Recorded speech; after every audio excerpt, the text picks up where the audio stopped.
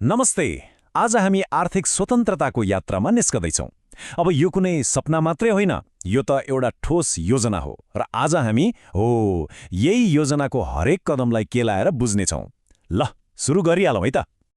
तर एउटा प्रश्न, आर्थिक स्वतन्त्रता भनेको आखिर के हो?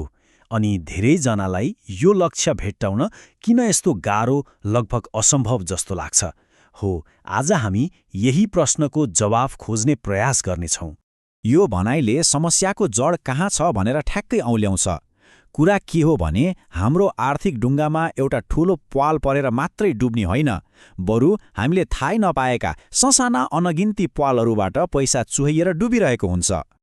अब यो यात्रालाई अलि सजिलो बनाउन हामीले यसलाई 5वटा चरणमा बाँडेका छौँ।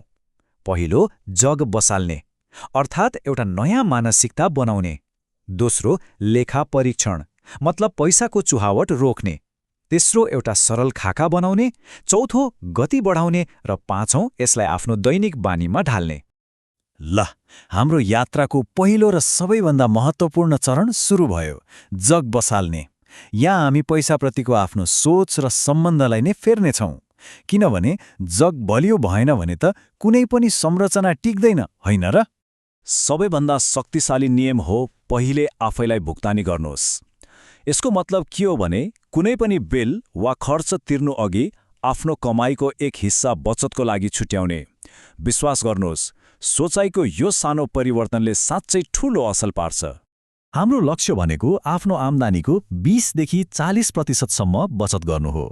सुरुमा यो अङ्क अलि ठूलै लाग्न सक्छ, तर नआत्तिनुहोस्। त्यहाँसम्म कसरी पुग्ने भनेर हामी हेर्दै जानेछौँ। यहाँ मुख्य कुरा के हो भने नि, सुरुमा कति रकम बचत गरिन्छ भन्ने महत्त्वपूर्ण होइन, तर बचत गर्ने बानी बसाल्नु महत्त्वपूर्ण हो। यदि 20% गाह्रो लाग्छ भने 10%बाट सुरु गर्दा पनि हुन्छ। निरन्तरता नै सफलताको सबैभन्दा ठूलो साँचो हो। ल, अब दोस्रो चरणमा प्रवेश गरौँ, लेखा परीक्षण। यो भनेको हाम्रो आर्थिक जासुसी गर्ने समय हो। हाम्रो मेहनतको पैसा थाहै नपाई कहाँ कहाँ गायब भइरहेको छ, त्यो पत्ता लगाउने बेला आएको छ। अब एउटा सरल तर एकदमै शक्तिशाली चुनौतीको कुरा गरौँ। अबको 30 दिनसम्म आफूले गरेको हरेक सानो ठूलो खर्चको हिसाब राख्ने। 1 महिनापछि त साँच्चै अचम्म लाग्छ, आफ्नो पैसा कहाँ कहाँ अनावश्यक रूपमा बगिरहेको रहेछ भनेर छर्लङ्गै देखिन्छ। यी केही सामान्य ठाउँहरू हुन् जहाँ हाम्रो पैसा चुहिरहेको हुन्छ, जस्तै प्रयोगै नगरिएका सब्सक्रिप्सनहरू वा कहिल्यै नजाने जिमको मेम्बरसिप अथवा बारम्बार बाहिर खाने बानी। यी सानो देखिने खर्चहरूले महिनाको अन्त्यमा ठूलो खाल्डो पार्छन्। एउटा उदाहरण हेरौँ है त। महिनाको केवल 2000 रुपैयाँको एउटा सब्सक्रिप्सनले वर्षमा 24,000 रुपैयाँ खर्च गराउँछ। सोच्नुहोस् त, यस्ता 2-3वटा अनावश्यक खर्चले कति ठूलो रकम बन्छ होला। आवेगमा गरिने खरिद रोक्न यो 24 घण्टे नियम एकदमै प्रभावकारी छ। कुनै पनि ठूलो खरिद गर्नुअघि 1 दिन पर्खिने। यदि 24 घण्टापछि पनि त्यो चिज त्यति नै आवश्यक लाग्छ भने मात्र किन्ने। ल, अब हामीलाई पैसाको चुहावट कहाँ भइरहेको छ भन्ने थाहा भयो। अब त्यसलाई सही दिशा दिने बेला आएको छ।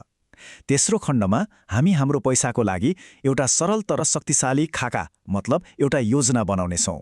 यो 50-30-20 को नियम सबैभन्दा सरल र प्रभावकारी बजेटिङ विधिहरूमध्ये एक हो। आफ्नो आम्दानीको 50% आवश्यकताहरूमा, 30% चाहनाहरूमा र महत्त्वपूर्ण 20% चाहिँ बचत र लगानीको लागि छुट्याउनुपर्छ। अब यो स्लाइडमा अलि ध्यान दिनुहोला है, किनकि यहीँनिर छिटो स्वतन्त्रताको रहस्य लुकेको छ। सामान्य बाटो ठिक छ, तर यदि यात्रालाई तीव्र गति दिने हो भने केवल एउटा सानो परिवर्तन गर्ने, आफ्नो चाहनाको खर्च घटाएर बचतको हिस्सा बढाउने। हेर्नुस् त, 30% बचतले लक्ष्यमा कति छिटो पुर्याउँछ। बलियो बचत योजनाका लागि यी 2 कुरा अनिवार्य छन्। पहिलो, आपतकालीन कोष, अर्थात् कुनै पनि सङ्कटको लागि 3देखि 6 महिनाको खर्च जम्मा गर्ने। र दोस्रो, स्वचालित ट्रान्सफर, तलब आउने बित्तिकै बचत खातामा पैसा आफै जाने व्यवस्था मिलाउने।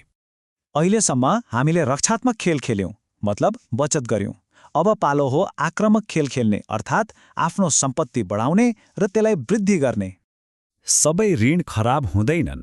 फोन, फ्यासन वा पार्टीका लागि लिने ऋणले पछाडि धकेल्छ, तर शिक्षा, व्यवसाय वा स्मार्ट लगानीका लागि लिएको ऋणले अगाडि बढ्न मद्दत गर्न सक्छ। बचत गर्नु भनेको कछुवाको गतिमा हिँड्नु जस्तै हो। सुरक्षित त छ, तर धेरै ढिलो। वास्तविक वृद्धि र आर्थिक स्वतन्त्रताको रकेटमा सवार हुन लगानी अनिवार्य छ। थोरै रकमबाटै सुरु गरे पनि हुन्छ, तर निरन्तर लगानी गर्नुपर्छ। र यहाँ छ त्यो शक्तिशाली सूत्र जसले आर्थिक जीवनमा क्रान्ति ल्याउन सक्छ। एकातिर बचत गर्नु र अर्कोतिर त्यसको साथसाथै आफ्नो कमाई बढाउनु। जब यी दुई शक्ति एकसाथ मिल्छन्, आर्थिक स्वतन्त्रताको यात्रा रकेटको गतिमा अघि बढ्छ। आफ्नो आम्दानी बढाउनका लागि यी केही व्यावहारिक तरिकाहरू हुन्। आजको मागमा रहेका सिपहरू सिक्ने वा आफ्नो खाली समयमा सानो व्यवसाय वा फ्रिल्यान्सिङ सुरु गर्ने।